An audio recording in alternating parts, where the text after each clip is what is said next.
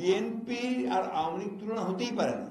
এই যে আপনার দীর্ঘকালের গণ আন্দোলন, আপনার ফ্যাসিবাদের বিরুদ্ধে গণতন্ত্রকে পুনরুদ্ধারের জন্য যে আন্দোলন, এই আন্দোলনকে খাটো করে দেখিয়ে এই যে প্রবণতা, এটা আপনার কোনোদিন একটা সম্পূর্ণভাবে একটা ঐক্যকে প্রতিষ্ঠা করে না।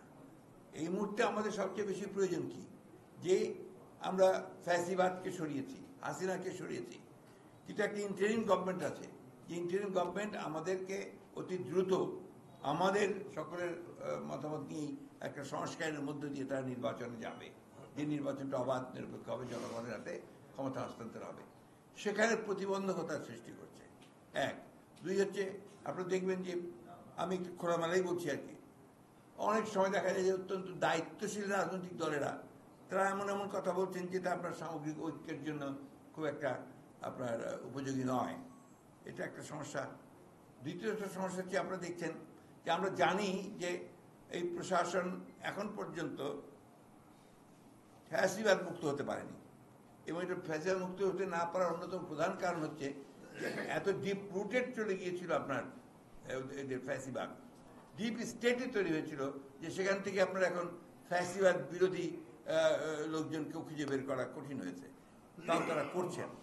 এখানে আমাদের যেটা সবচেয়ে বড় প্রয়োজন, সেটা হচ্ছে আমাদের ঐক্য অটুট রাখা, ধৈর্য রাখা, এই সরকারের সমস্ত কাজকে আপনার সমর্থন দিয়ে এগিয়ে নিয়ে যাওয়ার চেষ্টা করা। আরেকটা বিষয় যেটা আপনি দেখেছেন, যে ইন্ডাস্ট্রিয়াল বেল্টগুলোতে যে অশান্তি সৃষ্টি করা হচ্ছে, এর পছন্দ তো সুস্পষ্টভাবে ফ্যাসিবাদের দোষরদেরই আপনার ইঙ্গিত আছে, এটা পরিষ্কার হয়েছে, বোঝা যাচ্ছে। তো এই জিনিসগুলো আমাদেরকে আপনার আজকে যে কথাটা আপনি, যে প্রশ্নটা আপনি করলেন, সেটাই আমাদের কাছে মনে হচ্ছে যে একটা চক্রান্ত চলছে। উপরন্তু আপনি জানতে সোশ্যাল মিডিয়া ঠিক অতটা অভ্যস্ত নয়, তারপরেও আপনাদের কাছ থেকে শুনে যেটা বুঝি যে সীমান্তের ওপার থেকে আপনার আমাদের পতিত ফ্যাসিবাদী হাসিনা অডিও টডিও মাঝে মাঝে ফাঁস করে দেওয়া হয়, যেগুলোতে আপনার বিভিন্ন রকম বিভ্রান্তিকর খবর থাকে।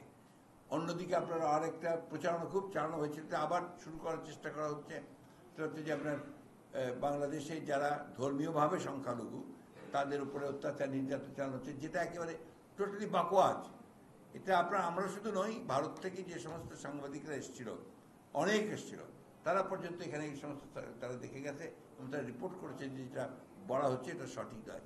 যেটা হয়েছে সেটা হচ্ছে রাজনৈতিক কিছু সমস্যা তৈরি হয়েছে, সেটা সবসময় হয়, হতেই পারে। সুতরাং চক্রান্তটা ওই জায়গায়, হ্যাঁ, এবং আমরা পছন্দ করি না। যেটা আমরা আপনার সবসময় আমরা বলি যে আপনাকে এখন যেটা সবচেয়ে বড় প্রয়োজন এই মুহূর্তে, যে ধৈর্য ধরে সহনশীলতার সঙ্গে যে ইন্টারিম গভর্নমেন্টকে দায়িত্ব দেওয়া হয়েছে, তারা যেন কাজ করতে পারে, তাদেরকে সঠিক কাজ করতে দিয়ে অতি দ্রুত যে সংস্কারের কাজে তারা হাত দিয়েছেন, আমরা মনে করি এই কাজগুলো দরকার। এই কাজগুলোকে খুব দ্রুত শেষ করে একটা নির্বাচনের দিকে যাওয়া, যে নির্বাচনটা একটা নিরপেক্ষ সরকারের অধীনে নির্বাচন হবে এবং আপনার একটা অবাধ সুষ্ঠু জনগণ ভোট দিয়ে তাদের প্রতিনিধি নির্বাচন করবে, তারপরেই আপনার বাকি কাজগুলো করা সম্ভব। নির্বাচন কেন্দ্রিক যে সংস্কারগুলো প্রয়োজন, অর্থাৎ নির্বাচন কমিশন, প্রশাসন, আপনার আইন শৃঙ্খলা বাহিনী, জুডিশিয়ারি, এই কথাগুলি আমরা বলেছি। যেমন আমাদেরকে অনেককেই আমাদের শাস্তি দিয়ে দিয়েছে, আমাদেরকে শাস্তি দিলে যদি আপনার 2 বছরের বেশি হয়, তাহলে আমরা নির্বাচন করতে পারবো না। তো এটাও আপনার সংস্কার হওয়ার প্রয়োজন, তো এই জিনিসগুলো আসতে হবে তো। আর সেই সঙ্গে অন্যান্য সংস্কারও তো আপনি সময় মতো ওই গভর্নমেন্টে, যে গভর্নমেন্ট আসবে সেই গভর্নমেন্টই করবে।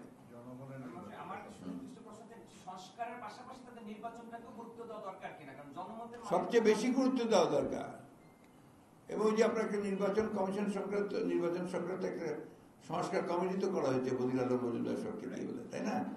আমার তো মনে হয় অতি দ্রুত, এটা 2 মাসও লাগার কথা না, এবং 2 মাসের মধ্যেই উনি যদি দিয়ে দেন, তার একটা নির্বাচন করতে হবে।